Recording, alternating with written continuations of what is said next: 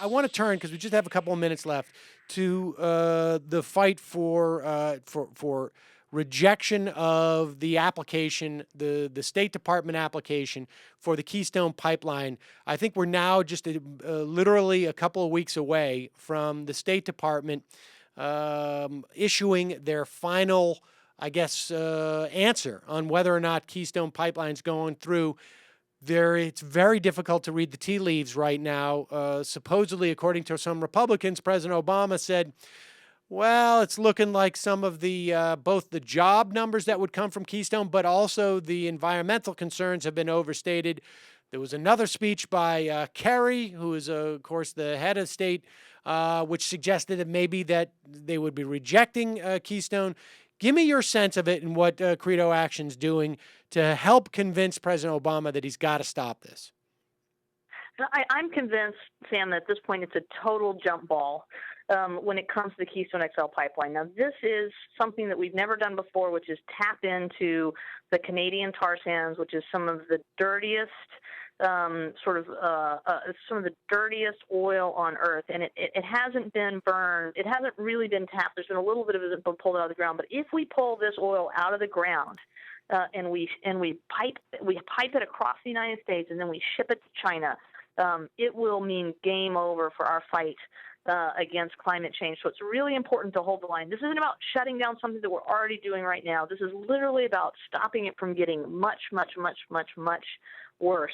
For Credo Action, this is one of these things where we're, as a company, we're all in on stopping the Keystone XL pipeline. Because if we don't stop this, then everything else we do is simply not going to be enough. And it's this interesting organizing challenge where the decision is not up to Congress at all. The House can't kill it. It's up to the president. It requires a presidential permit because this pipeline crosses an international barrier. The president has to say this pipeline is in the national interest. And right now we know it's in the interest of the Canadian oil barons, and we know it's in the interest of China that wants to burn the oil, but it's not in the United States' national interest.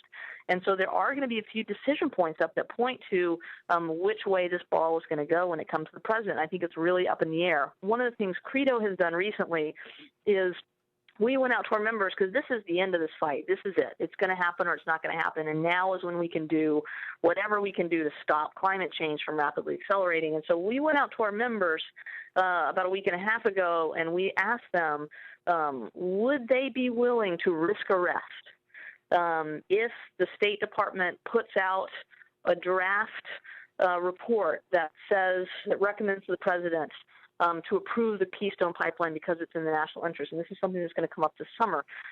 And amazingly, over 50,000 people have told us that they are willing to commit peaceful civil disobedience, willing to be arrested either where they live or on the pipeline route or in Washington, D.C.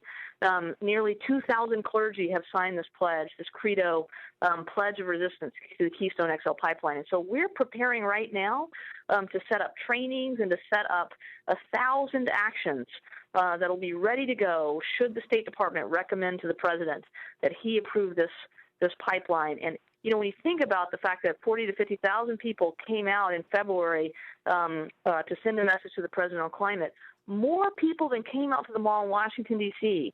Have told us that they are willing, they care so much about this, it's so important that they are willing to get arrested, which is just inspiring and an amazing thing. And it just shows you how we're going to go to the mat for this fight, and there's going to be a lot of Americans that are going to do the same.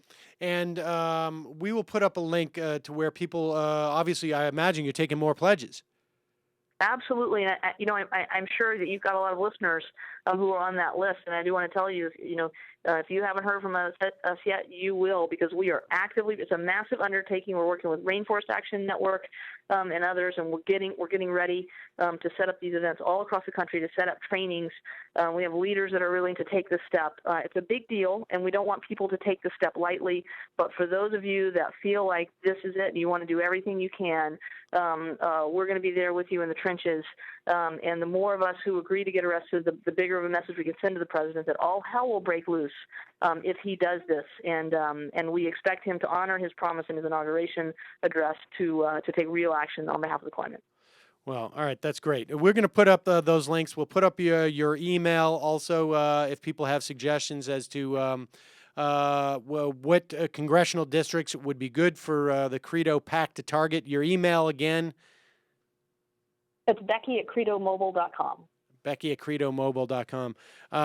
We've spoken on the past about Credo Mobile and how it funds all of this type of political action, and people can go back to our first interview to look at it. And I know that we've talked, and in the near future, hopefully we can get something going in terms of more of a campaign between Credo and this program.